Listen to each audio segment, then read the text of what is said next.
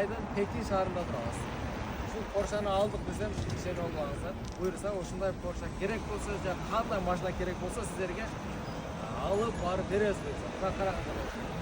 Беликтерди, мооларды кыскасы алып бекерle айдайсыздар. Каалаган жериңизге алып барып токтотуп кете бересиздер. Анан бул жерде азыр кайсы салар ошондо? Буга Туғандардың ошол мусулмандарға мына халал тамақтары бар екен. Азыр эми ошол жерге келип, ошол жерден тамактанабыз. Андыктан достор, кандай кызматтар керек болсо Кытайда комментарийга жазыңыздар, WhatsApp номерге жазыңыздар, ошол жерден байланышып сиздер менен кандай нерсе керек болсо алып барып бергенге аракет кылабыз. Андар бул эми баягы жыланды куруп ушинтип неме кылып коюптур.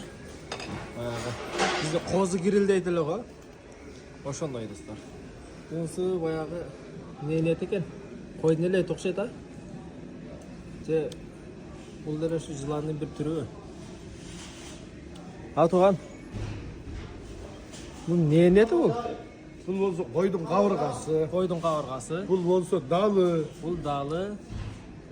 Бул болсо тооктун куурмасы. Тооктун куурмасы.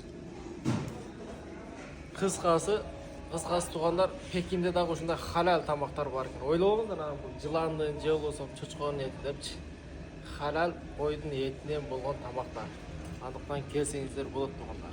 Эч кыжалат болбоңуздар. Сон тамактар бар экен.